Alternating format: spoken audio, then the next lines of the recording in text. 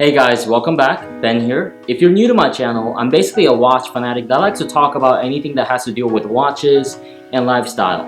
And today I'm going to shed some light on the trilogy of Omegas that was released back in 1957. The Railmaster, the Speedmaster, and the Seamaster were released as a trilogy in 1957 as a result of the rising popularity of Rolex. The first automatic waterproof chronometer, the datejust, as well as the Rolex model with enormous amount of water resistance for the time of 100 meters, the Submariner, pushed Omega, the king of watches at the time, to make some serious moves. The trio of watch releases, like in 1957 with Omega, is unheard of in the modern day of watch releases. In fact, the only trilogy series in 2020 that can rival the Omega's trifecta is to like, comment, and subscribe. Today I'm going to dive into the backstory and the intended purpose of each of these watches. Each of these Omega Masters have accrued some serious significance in the watch world over the years, and I believe that they're all unique and important in their own right. Before we get started, let's do a quick customary wristwatch check. Today I have on my wrist the three of the modern day Omega trifecta. I recently acquired the Speedmaster, thus completing the last piece of the puzzle for my Omega Dream Team of the Railmaster, Speedmaster, and the Seamaster. If you haven't seen my Seamaster and the Speedmaster review, they'll be down in the link description below. I'm not sponsored in any way, but if you're in the market for an affordable watch roll that feels luxurious and elegant, check out Mirage Luxury Travel. I just genuinely like this roll and I think it's really good value for the price. This roll fits nicely in a safe and it'll fit in any duffel bag for traveling purposes. If you're interested, I'll have the link down below. In 1957, Omega released 3 timepieces that will go on to become absolute classics. I have the 3 modern versions of each of these releases. The Denim Railmaster that was released back in 2018, the Ceramic Seamaster Professional 300 meters that was released back in 2012, and the Speedmaster Professional with a reference ending with 006. Each member of the trilogy was partially released as a response to the growing popularity of Rolex. Each Omega Master was intended to serve as a better alternative to specific Rolex models. Let's begin with the Railmaster. The Railmaster is probably the most underrated out of the trilogy. That's probably due to the fact that the Railmaster was released with the intention of catering towards electrical engineers and scientists, while the other 2 catered towards popular sports. Engineers and scientists often worked with equipment that emitted electromagnetic radiations, and they still do. This isn't harmful to humans in most cases, but the magnetic field can cause damage to some of the most delicate parts of the watch, like the balance spring and the escapement.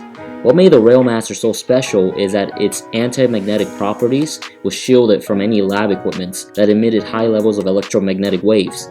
The Railmaster was a rival to Rolex Milgauss, released just 3 years prior in 1954. The Milgauss is a Rolex's version of the anti-magnetic watch. The very first Railmaster had a magnetic resistance of up to 1000 Gauss, thanks to the Faraday cage protecting its movement. Of course, in the modern iteration of the version, the anti-magnetism has seen a large boost. Now it supports anti-magnetism of up to 15,000 Gauss, effectively being 15 times more potent than the original Railmaster CK2914-1.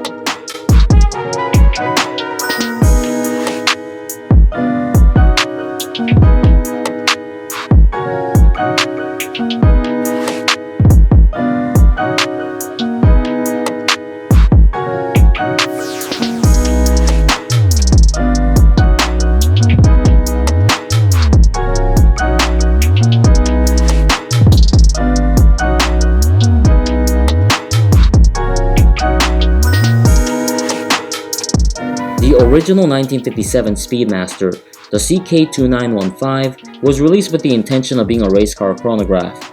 It had the Omega Caliber 321, which was the collaboration between Omega and Lemania to create an excellent watch movement. The Speedmaster was intended to be a rival to the Rolex's chronograph, released in 1955.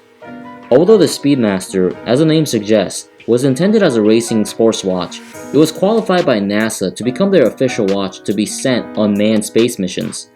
Other watch brands such as Bulova and Seiko have also gone to space, but the Omega was the first and last to be on the moon.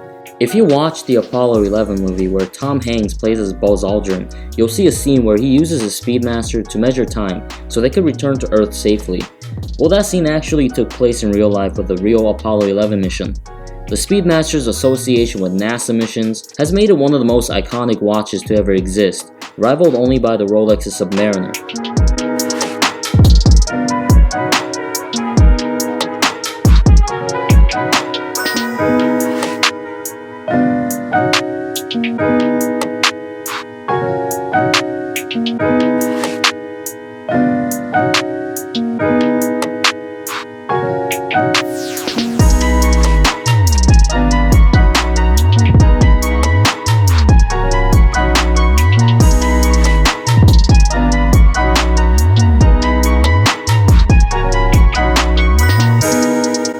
The Omega Seamaster line has diverged considerably since its debut.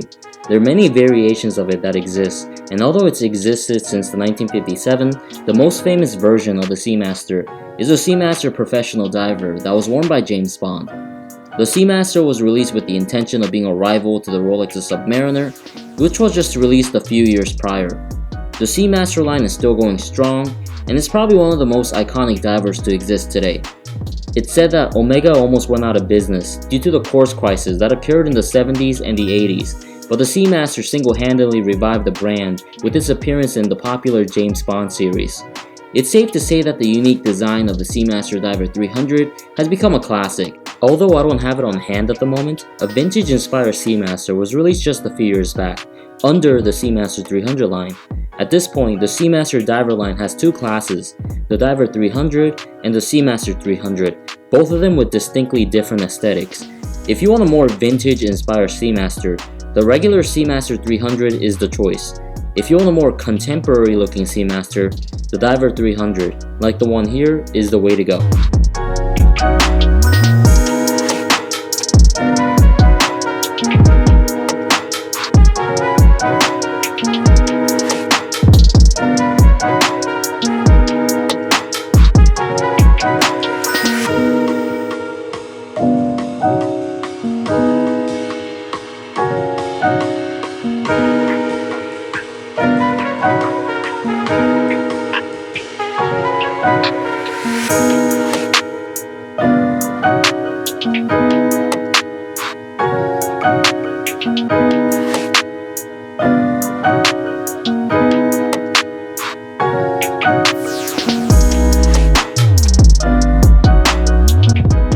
That'll be all for today, but before you go, comment down below which one of the Omega trilogy is your favorite.